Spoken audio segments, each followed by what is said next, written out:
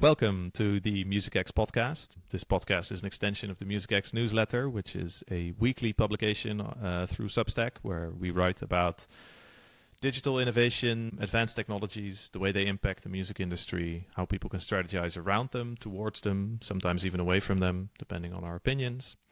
I do this podcast together with Gareth Deacon. I'm Maarten Wolraven.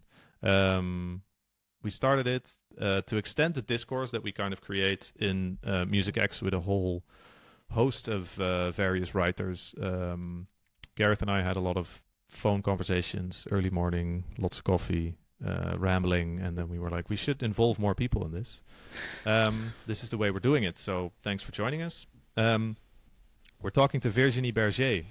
She is, I don't know, a fundamental person in the music industry. She has done licensing deals around digital in music for more than 20 years, with the early days of MySpace, where she was on both sides. CSEC, I think it was, or one of the CMOs, and on the MySpace side. And then from there, she's just been involved in so many things. She writes. She's a thought leader, as people like to call these people. Writes for Forbes, other publications as well. Wrote for Music X, thankfully as well. Gareth, takeaways. Oh, I mean, also she pulls no punches, right? So she has strong opinions on this topic, and I think this conversation was super interesting. I think particularly it's probably the most explicit conversation around how AI is reshaping the music industry and how potentially copyright, or certainly the way we're structured around copyright at the moment, is not fit for purpose.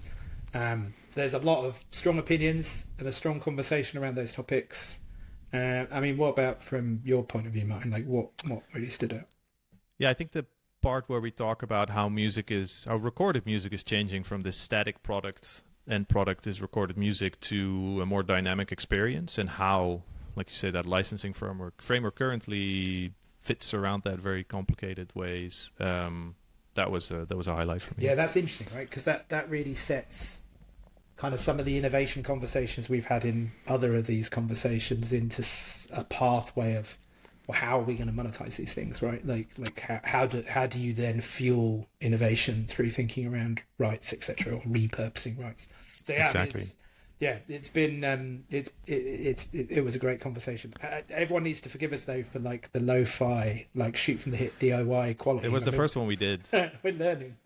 I was in a friend's house in the kitchen in London, and I was sitting in near darkness as like the sun started to go down, and I'm freaking out about lighting. So anyway, everyone forgive us for that. Focus on the conversation. It's also where your famous quote that the toothpaste is out of the tube is highlight. I stole that from someone. I should really credit them for it. But you know, it's also just hey, there's no such thing as an original idea. It's all fine. Exactly. And on that note, we should probably just dig in.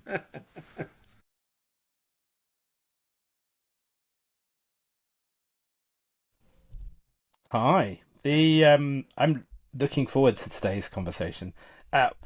Today we're going to talk about AI, rights, licensing, like a whole bunch of things. But the thing I'm fascinated about is one of the things Martin and I wanted to do when we set out to do this was to try and create conversations with fascinating people where we could talk on subjects, and those subjects wouldn't be bound in time necessarily. So we could like not talk about things that were the news or various other. But everything AI moves so fast at this point in time, it's impossible to know whether next week anything we discuss here might be the prehistory of things we're talking about. But it's lovely being with you both. Hi, nice to see you guys. Hi. Virginie, thank you for joining us. So, I mean, where do we start? I mean, just talking at all about kind of licensing, how we're approaching models, how we're organizing as an industry or not organizing as an industry around like considering creativity, around AI, around where we're going. I mean, the topic is huge. The thing also with the industry and the music industry is that I'm not sure they are really aligned regarding all those topics. Between majors, between publishing.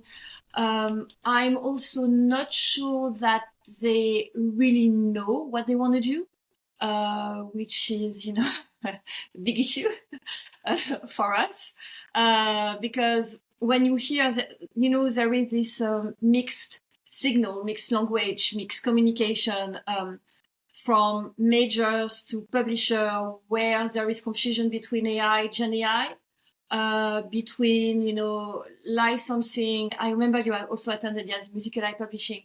And it was quite strange to have on stage, someone from a PRO that I won't name, talking about democratization of music. That is, which is in general just not something we should talk about. Well, nothing democratizes music. Nothing democratizes access to music. It's not like you have people with their hands tied, when they're back and not being able to do anything. Absolutely. No, it was quite strange. We have now AI labs in the music industry, but I don't see, anything from risk assessment to partnership with AI systems. So it's we have to talk about it. And like you said, the geopolitics of the music industry means also that we don't talk about things. So it's a big issue now, and especially now, because I really think that based on the discussion that I have, that it's over with licensing, because they think about licensing like Spotify licensing, like a DSP licensing, and it's absolutely not the case. It can't be seen like Spotify. Yeah, it's interesting, right? Like, music licensing generally is a thing we sort of talk around but never actually talk about, right? Like, and a lot of the companies that handle licensing obviously hold some of that quite close, because they consider, like, how they're considering licensing new services and other things as being competitive advantage and secrets and various other things, right? And it is interesting, right, to your point, that there's this big scale where we need to coordinate a little bit, I guess, I'm paraphrasing here, but like how we approach some of these things and what industry we're aiming to try and build. But then you've got, to your point, this, or I guess, like, exploring that point you made about, like, we're not aligned in terms of what we're trying to do. So, how do we approach, should we approach alignment, or, should we start somewhere else? I love having an alignment conversation in industry about AI, where there's always alignment issues anyway. It's super good. Well, the thing is that, the framework that we have now, the licensing framework that we have now, was not designed, for AI at all, which is, because it was designed like, 20 or 30 years ago, so it's absolutely not designed. And we are setting up a future where every artist competes with an AI trained on their own work, and no creative economy can survive that. So licensing won't solve anything. The other question that I have with licensing is about people, won't listen to music anymore. I mean, real music anymore, just because there's no labels, they don't know. But not only for that, also for background music, for many other uses of music. So you will get your 30 million with licensing, but you will lose 300 million with on sales. So it's really, for me, a question of the long term of licensing. It's, why do they push for licensing? I also heard, I understand that we need to compensate rights holder, absolutely, but not on the licensing, on the current licensing framework that we are pushing now. Mm-hmm. And also the problem is that AI companies, they don't want that. And they've made it very clear. They are lobbying out in the US. They're not hiding that. They don't want it. Absolutely. And when you read the last statement from Google, they don't want, neither licensing nor opt-in or opt-out, which means that they really try to avoid licensing obligation, and they argue that training data should be treated like reading a book or listening to radio, and that's not reproduction, so it doesn't require permission. And at So the does end, that mean we need a new set of copyright? I don't know if we need a new set of copyright. Probably yes, for what we call, training licensing. So we need to focus on training licensing because compensation should be based not just on the AI system output, but so I'm going to trying to be clear, but on how much they have learned from copyrighted material. Because it's not, okay, we will have an output based on, a certain amount of inputs, okay? But it's not even, the most important, because without the whole catalog, they wouldn't have been able to train and to create the AI system. So that's why we really should focus on training licensing. And I like the idea of, the private copy as a model. Like we have private copy in France, in Spain. I don't know, maybe in the Netherlands. I'm not sure. For yeah, sure. okay. We have it in the Netherlands. So we can use this idea of private copy because it's like when people copy music onto tape or CDs, there will be collection, royalty, money, compensation to compensate the creators, even if it's not direct sales, commercial sales. So that's why I think that AI companies should pay based on how much copyrighted material they ingest during training, even if the output are transformed. And so we could build a system with micropayments based on the numbers of training tokens linked to copyrighted works. And I think it's... Can you just say a little bit about what a training token is for everybody? Training token, actually, when you dismantle a song, I would say, you dismantle based on what is a token. So token after a token, it's really like the unit that will at the end constitute a song. So that's why when you create an output, the output is just like a group of tokens. So it's a group of unit after unit after unit that will create at the end the song, because as you know, as AI is based on probability. So it's more like, after, instead of using token, maybe I will use unit. So after one unit, they will guess what will be the other unit based on probability. So that's why we should pay based on those units, tokens, instead of paying based on the final song, the result. Because is this idea finding any resonance? No, actually, I had the idea talking with people from DIMA. Maybe you know them. Nope. And so DIMA, it's an organization of DSPs. And we started to talk because, they push for sure for opt-out. They push for no licensing. So we started to talk about compensation. And I thought, but it's like private copy. And also the output at the end and the input, it's not so important because, well, the AI system was built because of, the full amount of content.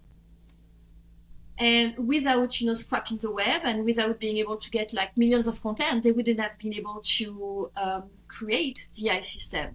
So it's not like just from an input to an output, it's being able to compensate everyone. So that's why the private copy is maybe, another solution. Yeah, we can combine a private copy with a derivative license and then we're ready to roll. Absolutely. No, absolutely. I agree.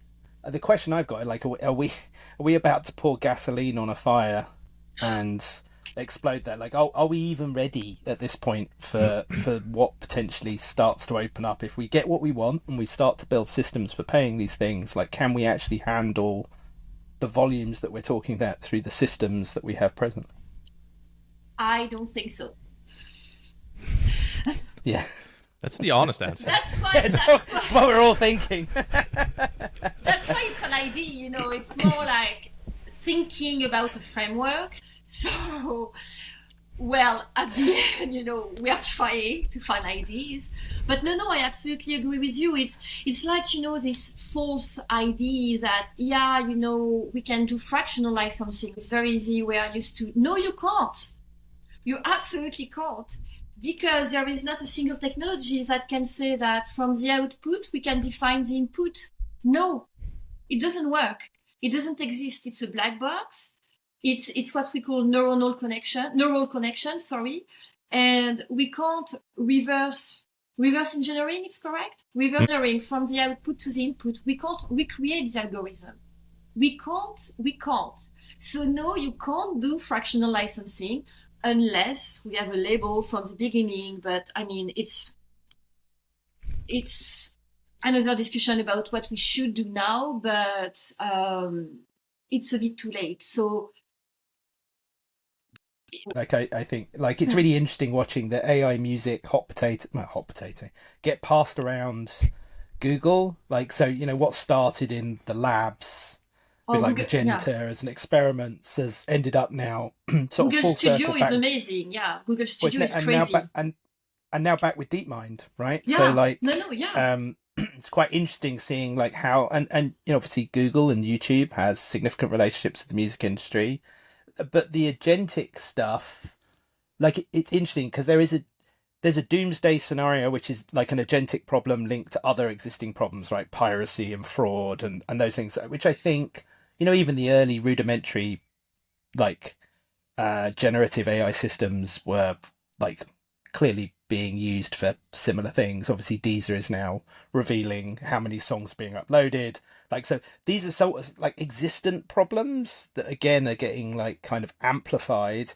I do wonder like where the dividing line is between like kind of the doomsday scenario of agentic systems like fully automating a programmatic music end-to-end delivery experience versus the kind of MCP type stuff and some of the other things, which is more like agentic systems for creation, right? Like where you can tool different things together to create new music. And what does that look like? Where do we go beyond where we are, and how? And I guess that's one of the challenges. Like there seems to be a really interesting tension right now between how do you preserve enough of what is now, but at the same time facilitate the innovation that this technology opens up, because the music industry has always been a industry of change, right? Like based on technology and other things, just seems to be happening uncomfortably quickly. No, absolutely. It's so you have like Manus, you have Open Divine, you have Auto GPT, and they just don't wait for prompt. It's really like you just have to give them a goal, like promote this new release, manage my catalog, and then they will break it. They will break it down, plan the steps, take action, and then they will adjust based on the results. So yeah, for the music industry, can also use it for them to work on many things. Like I think the first one to be having issues with AI agent will be probably the distribution side. It's an agent that can create a song, then another one that registers the copyright, another one that uploads it directly to the streaming platform, and another one that starts building on TikTok. And it's all automated. And so you have no manager, no label, no team, just stack of agents talking to each other. And so if a fully automated system can handle release, marketing, rights management, what happened to companies like TuneCore, DistroKid, or even PROs, because I know that some people are working to create agents that will be able, like from a radio station, just to pay directly the rights holder and skipping PROs, which is a bit complicated in Europe because of the mandates. But, it's also something that, well, they are thinking about it. And something else is like, if a model can scan the catalog, track usage, issue copyright claim, and collect royalties automatically, are we ready for that? If we take that idea a bit further, if we're talking about like totally different workflows across the industry, right? Then we're also moving away from seeing recorded music as the end product. That's the thing that needs to be protected. So what is the next step then? How do you then, I don't know, value creativity even? It's super interesting to think about recording music not as the end product, but the starting point. Now, the recording music is not just like a finished work. It's just like material for, mixing, adaptation, interactive experiences.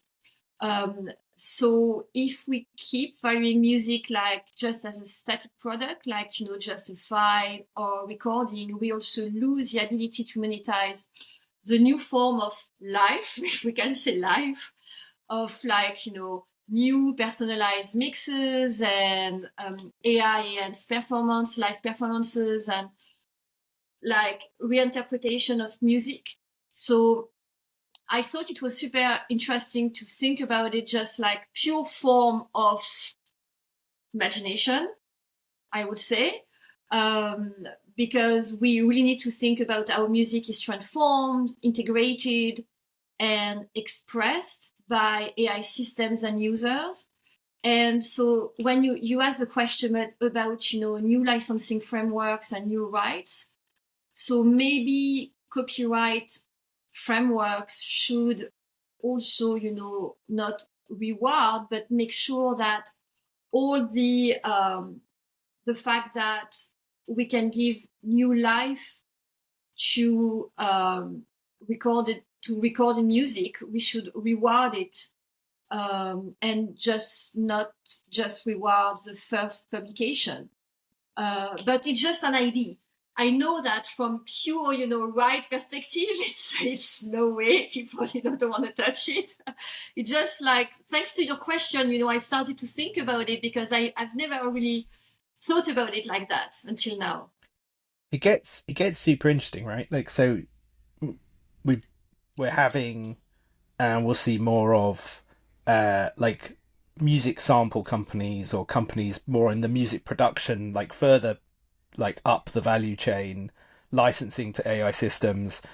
And essentially, at this point, we're talking about is that music essentially, or the final music doesn't become like isn't the end product and becomes essentially part of this primordial soup of making stuff. Like two things really interesting that strike me is like one, like we've been here before, I guess, but never at this scale in terms of like sampling and all of those things that we had before. And then two is kind of like, well, publishing deals with this sort of stuff all the time, doesn't it? Like in the sense that like publishing is like the song, and the song is kind of malleable and within certain constraints can be like reused and reinterpreted and done with these things. So it's like I find that bit really fascinating, but I find it incredibly interesting to try and think about like this collapsing of like creation and consumption that we were already seeing, but now is like accelerating. I remember I spent when I was younger, all my pocket money on tapes and on tape, and then on CDs, and because it was just like the CD, and it was the final form. And with streaming, it's not like ownership. It's really like we have access to music. So first, we have started to shift a bit about what we are doing with music and the ownership of music. And now AI, it's more like, a path beyond access, and now it's interaction. So, which means you said, Gareth, that it's not the first time, but now, it's like, it's absolutely wild and crazy. But yeah, so maybe we can think about music like, something like not linear, and more like something like dynamic, ever changing, that can respond to our mood and social interaction in real time. And it's something I know that people are working on it, and it's already existing like with a playlist. But it's more like maybe we can see music like a living system. It's a bit like sci-fi, like when you think about Star Trek. It's a bit like sci-fi, but it's also very much how a lot of people are already sort of doing this, right? And in our preparatory sort of back and forth, you mentioned contextualized human expression, which is something that I was very struck by. How do you define that human part of the process then? that's really for me music. It's always created by human, but it's more like the final. It's more like the final form of music that is not a record a track.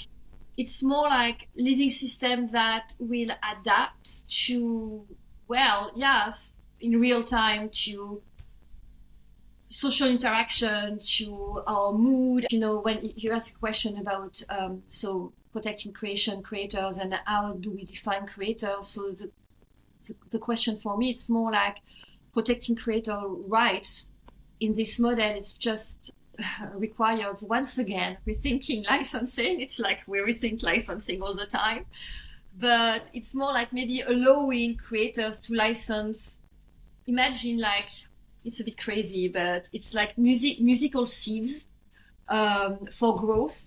So it's not like fixed recordings, but it's more like they will license, their music, like musical seeds, and from there you can use those musical seeds, to change the music and live into the music, really, to see the music like a living ecosystem. Yeah, it's a bit like it's hard to explain because it's really like sci-fi and well, it's what but Matt Dryers and Holly Herndon talk about when they say all media is training data. That's where you end up, right? So maybe then we can imagine a song as a model as well, right? So I agree. If you make a song, that's just another model that we can make do other things with. When I talk about it, I'm a huge sci-fi, fan. So that's why maybe.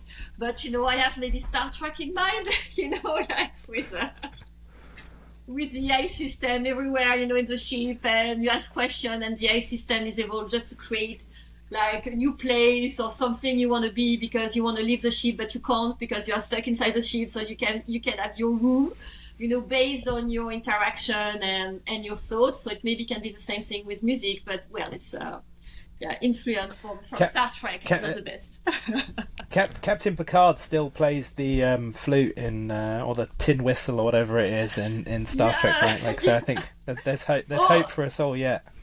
We have also, Spock with the, I don't remember the name of the music, the music instrument from Spock. So it's also, we have maybe ideas, from sci-fi. Yeah, that's we need more sci-fi right now to imagine what that future might look like. Yeah, and sci-fi is quite positive actually. When you look at Star Trek, it's always like positive future. It's I mean, it came after like worldwide like nuclear war and us nearly wiping ourselves out. I think that's the pre-story of Star Trek. But we're going to skip that bit. That bit sounds horrible. I don't want to dwell there. But like it is interesting, right? Because we've been talking a little around like a lot around the business of music and us, this bit that sits in the middle. We've talked a little on like the kind of creation side of music ever so slightly, and like kind of what does that form look like, and it's at this point almost a circle, because then we're talking about consumption, whether it's more streaming and consuming music as we understand it as a static thing or music as a dynamic thing, and it's tricky, right? Because I mean, I guess trying like being fair to all the parties that are trying to think about this thing as like a wicked problem, like that's like trying to figure out the innovation frameworks for like how do you build that out is like wild. It's so interesting. Oh no, it's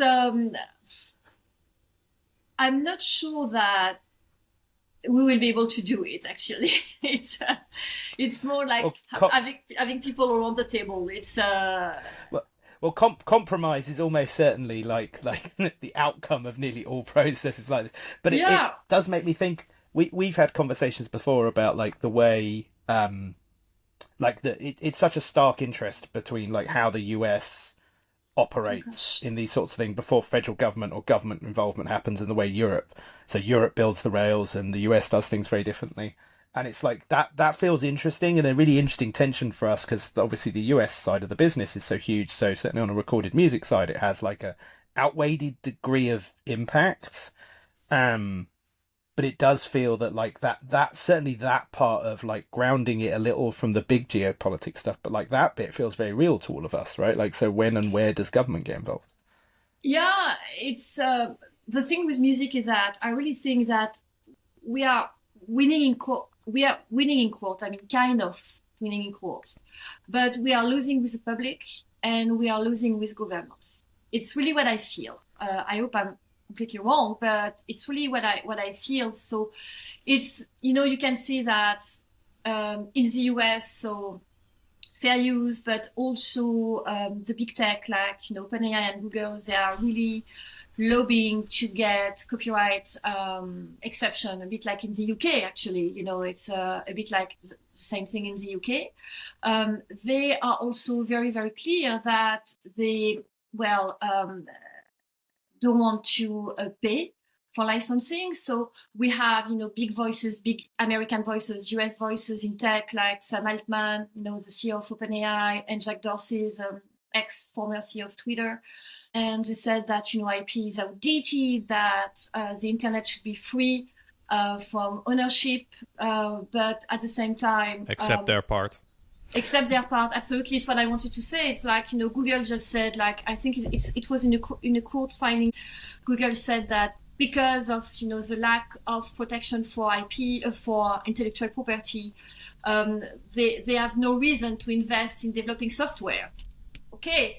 But at the same time, they're just like lobbying to weaken IP law and to allow unlicensed IP AI training on copyrighted work. So I think in the US we'll see what will happen, but they're lobbying very hard. But I'm worried about the UK, maybe more about the UK than the US. We have China. It's very interesting also what's happening in China. They protect everything, in China. But outside China, you can do whatever you want. I mean, Chinese AI system can do whatever they want. Very interesting. So I think that we are, for the moment, winning in court, but we are losing with governments. And that's my biggest fear. But like China,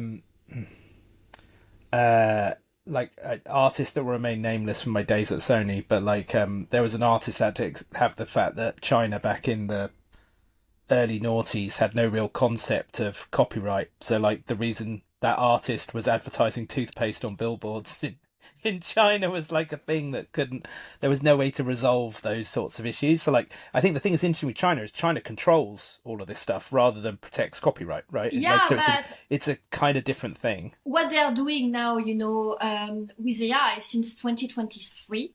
So the government has enforced strict regulation on AI training. So it's very, very interesting because they required like full documentation on training data. They required content labeling that we don't have. So now you will have new rules that will mandate real-time flagging of AI generated media across platforms. So it's very it's very smart. It's very, very smart because it sounds like responsible, but actually those laws are only applied to companies inside China. Mm-hmm. And foreign model, are not subject to the same thing, which means that they protect their own IP, but they can do whatever they want outside China. Yes. So it's very strategic. Yeah. Well done for China because it's quite smart.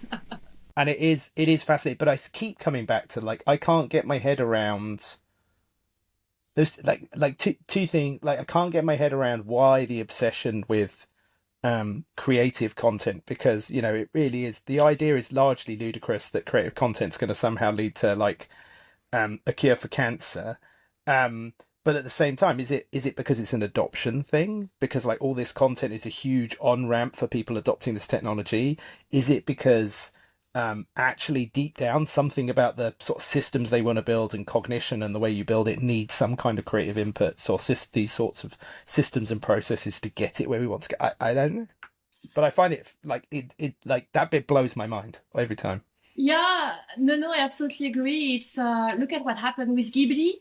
Yeah. And well, I really think that the music industry, has been losing its power and influence for years, really. And what OpenAI did with Ghibli, which is, I have no words because I'm speechless, about it. Like, you can just, okay, it's mass copyright stuff. We don't care. Let's go, people, enjoy yourself. And they got, can you believe that in one weekend, they had 2 million people, 2 million. 2 million. And it's perfect for them because what they wanted to do is like they wanted to have more people, register to OpenAI, to ChatGPT, and to get more data. Because people just, fed ChatGPT with their family pictures, with their dog pictures, with absolutely everything to get, Ghibli pictures. And it's something that what we saw in one weekend, it's something that we don't really see anymore in the music industry. Because all the music stars that we have now, they are old, with all my respect, but they're old. I mean, like, Taylor Swift is not so old, but she's been in the music industry for 20 years. Beyonce, she's a bit older, but she's been in the music industry for like 30 years, something like that. So we have like maybe K-pop, but we don't have that kind of thing with 2 million people. We just like connect. They won't latch onto it. Yeah. Absolutely. And also I think it's because does that then mean that we're losing the music industry is the canary in the coal mine thing? Yes, I agree. And I had a discussion with David Hughes. I don't know if you know him. He's a former CTO of IAA. And he told me yesterday that they run some experimentations on the numbers you talked about, millions of data. And he told me that, so they run experimentation about, the numbers of tracks you need to be able to generate music output, high quality in all genres. If you had like high quality data with a high quality tag, so it's for between 40,000 and 50,000, you're able to create all type of music in all genres of music. That's crazy. They tried with 60,000 and he told me that there is incremental change to the output quality was nothing with 60,000. So actually, if you have just 40,000, 50,000 very high quality data with high quality tag, you are able to create everything. So you don't need to scrap the web and you don't need to scrap, millions of tracks. And what I think, it's, the discussions that I had with him is what we think. It's like, if they have millions of tracks, first, they can protect behind fair use. And also they can say, but look, we can't pay licensing for millions of tracks. When actually you really need 40,000 to 50,000 high quality tracks. So imagine just Universal Music having a licensing deal with Suno or Audio just for 40,000, 50,000 high quality data, high quality tag. You're done. It's done. It's over. We don't need anything else. This is a very I mean, I think a part of this conversation is about how we should talk more about things we don't know, right? Mm-hmm. I think it would be good to also be honest about that and use that as an end note, because I think that we need some truly fundamental changes. We have some ideas about what they might be. But we also don't know a lot of things and don't know how to put those in practice, right? I think that's the doomsday sort of black hole conclusion of this conversation. I agree. And we need more Star Trek also. Let's end on that note. And then it becomes an invitation for everybody who's listening to do something with that in their own way, in their own lives, and to see if we can take incremental steps towards all that change that needs to happen. So thanks for joining us, Virginie. Thank you so much for the discussion and the questions. Super interesting. Yeah, it's been a fantastic, interesting conversation. It won't be the last, I'm sure. The toothpaste is out of the tube. What are we going to do with it next? So it's